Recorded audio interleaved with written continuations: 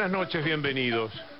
Hoy en Bajada de Línea el invitado especial era, y es, porque vamos a estar conversando con él, Luis Zamora, para ver si encontramos una opinión equidistante entre el gobierno y la oposición y echar una mirada sobre este pedido de defender a la democracia, todo lo que hay en juego, en torno además al conflicto que se desató por la no salida de unas horas del diario Clarín la semana pasada, a partir de lo que para nosotros es un verdadero conflicto gremial. Pero hoy salió en Clarín, hacía más de 10 años que no tocaba estas páginas, siempre me hago transcribir todo, casi como un juego. Salió esta nota en la cual el título es "Involucran al gobierno y a Moyano en el bloqueo", aparece Luis Siri, esa foto central. Luis Siri es la cara visible de los delegados de Clarín, y en esa nota se dicen dos o tres cosas. Una de ellas, que el gobierno estaría involucrado, que no existe conflicto gremial alguno, que el bloqueo al diario tuvo el propósito político de dañar a Clarín, que Luis Siri reveló su contacto con el gobierno y con Hugo Moyano, que Siri exigió entre 8 y 9 millones de pesos para poner fin al conflicto.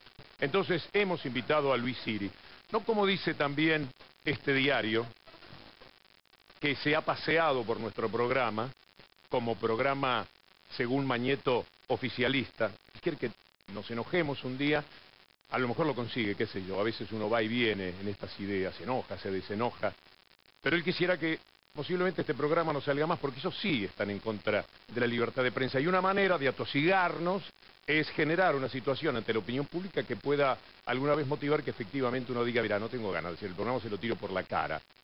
Mientras él se saca la sangre todos los días, se la tiene que secar en su conciencia seguramente, de la forma en que compró papel prensa, o de la apropiación de hijos a quienes fueron seguramente asesinados, da toda la impresión. De lo contrario, sería mucho más sencillo hacerse los exámenes de sangre para cotejar con los ADN. Mientras él se quita esa sangre, sus esbirros, que seguramente ya están empapados de la misma sangre y de la misma historia, sin firma, escriben que en este programa Luis Siri ha paseádose diciendo lo que él quiere y presentando todo esto como un conflicto gremial. Ustedes son testigos de que una vez más Mañeto y la gente de él que toman pastillas para mentir han dicho lo que no se corresponde con la verdad. Siri nunca estuvo en nuestro programa, debuta esta noche y como consecuencia estrictamente de esta nota que hoy apareció en el diario Clarín. De todas maneras, nosotros vamos a querer demostrar en el programa lo siguiente. Primero, el conflicto gremial dentro del grupo Clarín viene de muy lejos. El grupo siempre impidió la actividad sindical en su interior. En todos los conflictos, las empresas del grupo despidieron a los delegados sindicales. Y con estas prácticas se ha consolidado el carnerismo, de quienes, sin firmar, pueden escribir este tipo de notas en vez de ser un poco más solidario con sus compañeros. Vamos a comenzar demostrando cómo son los conflictos de Clarín, instalándonos en el año 1993. Más de 500 trabajadores ex trabajadores, mejor dicho, de un canal de televisión de aquí de Buenos Aires y también de un matutino, realizaron una marcha en el Congreso y entregaron un petitorio. Veamos por qué. No podemos entender que la empresa Artiar, cuyos dueños son Clarín, el grupo Clarín, donde hablan continuamente que son los líderes de la libertad de expresión, los líderes del periodismo independiente, los líderes de la libertad pública, y no se puede explicar que no reciban a la comisión interna desde hace 4 años. 4 años. Por lo tanto, nuestra discusión fue hacia el Ministerio de Trabajo, donde denunciamos 80 incumplimientos laborales por violación al convenio colectivo. 1993.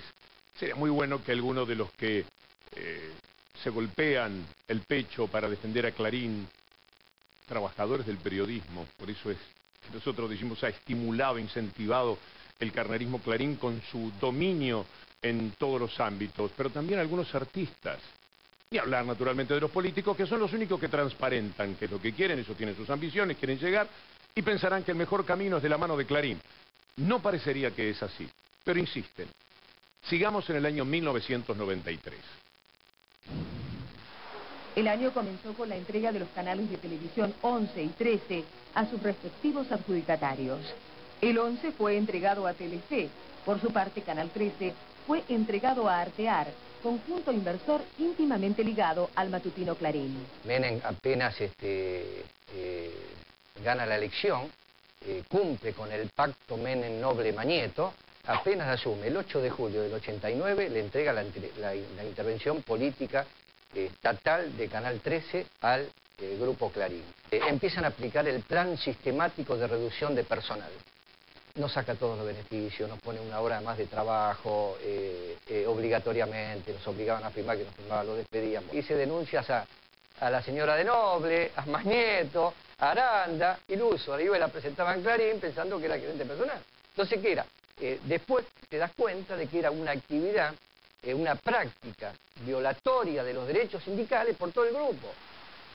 Siempre violaron los derechos sindicales, siempre estuvieron despidiendo a los delegados, a los que daban la cara, favorecidos además por el terror interno dentro de una empresa en la cual el que dice, che, no podemos tener una comisión para discutir algunas cositas, ese ya está marcado y seguramente sabe cuál es su camino. Y así llevan años y años sin la mínima práctica sindical allí donde trabaja tanta, pero tanta gente, como el enorme poder que fue desarrollando el grupo poco a poco les ha exigido tener.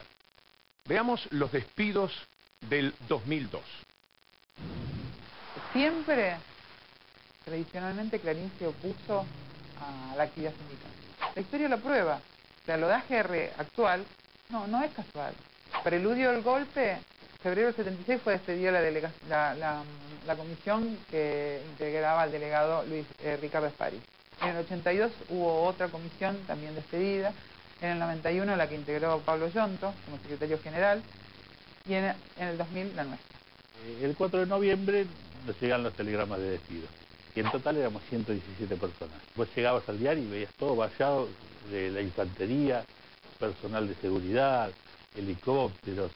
Lo llamativo fue cómo fue callado todo esto. Porque ningún medio se hizo eco del reclamo de los trabajadores de Clarín. Salvo muy pocas excepciones.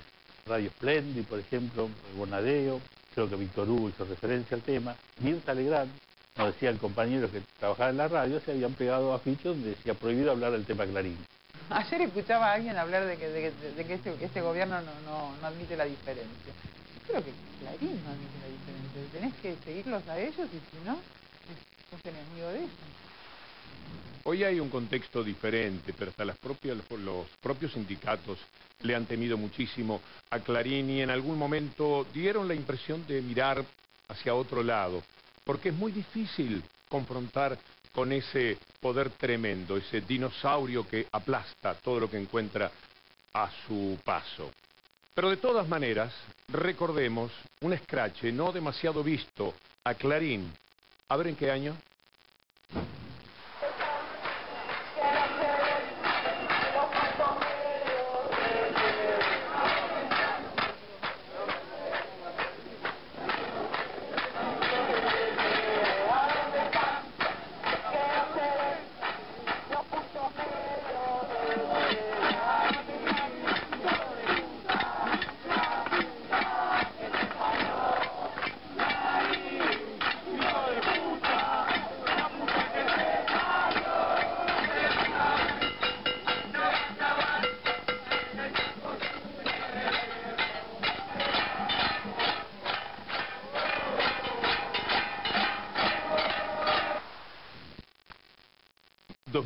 ¿eh? 1993, 2000, 2002, una larga historia. Ayer nomás se escuchaba decir a Luis Siri lo que más adelante, en cuanto estemos conversando con él, vamos a recordar. Porque el 21 de marzo, en una nota en Radio Continental con quien les habla, él advirtió de todo lo que se iba a venir unos pocos días después.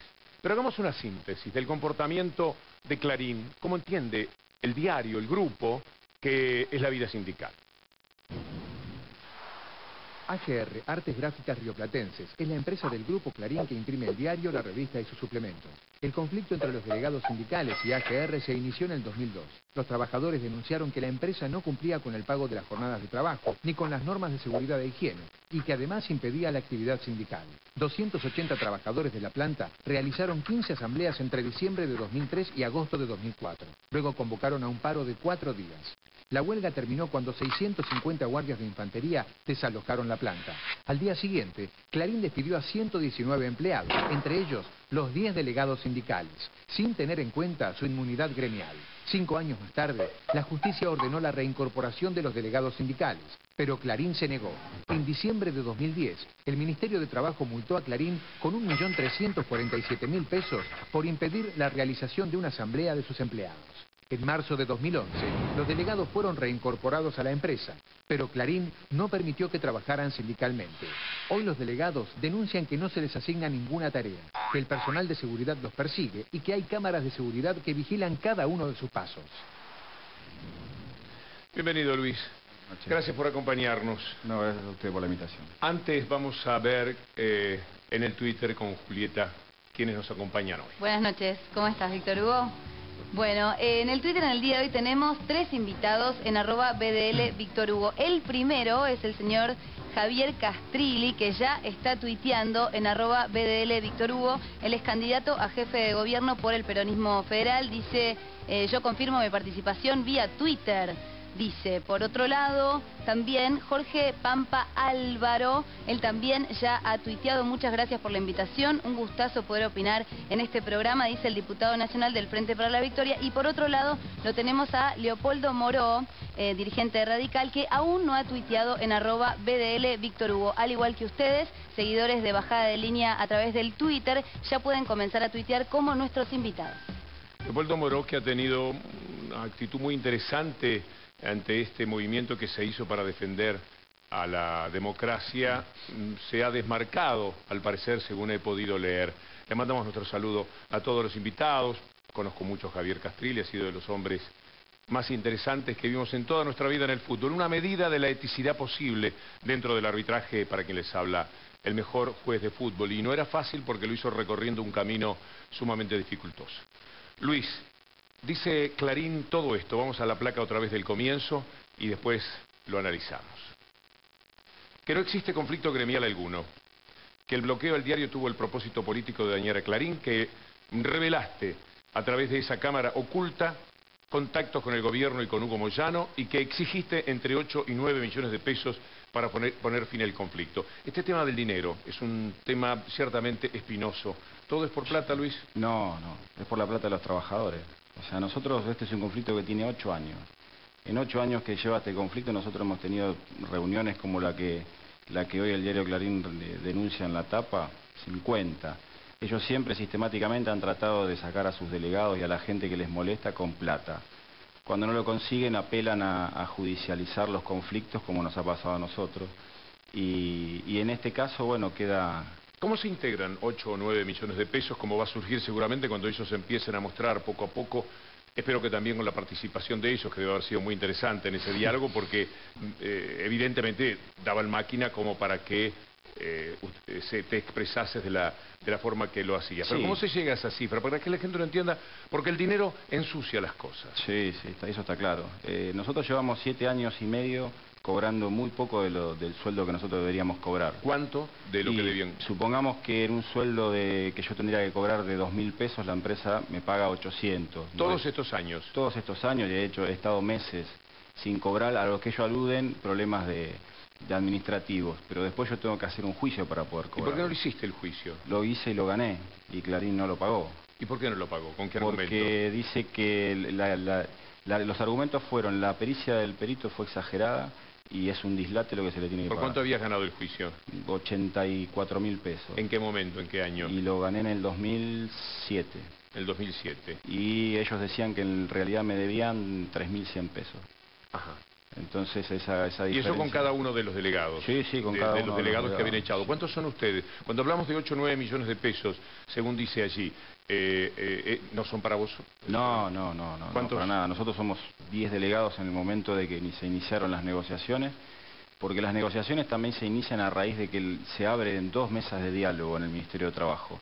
La empresa dice, yo no quiero a los delegados gremiales, yo quiero discutir los problemas del taller y los puntos del documento que ustedes presentaron en esta mesa, pero no quiero a estos delegados. Si estos delegados siguen, nosotros no negociamos.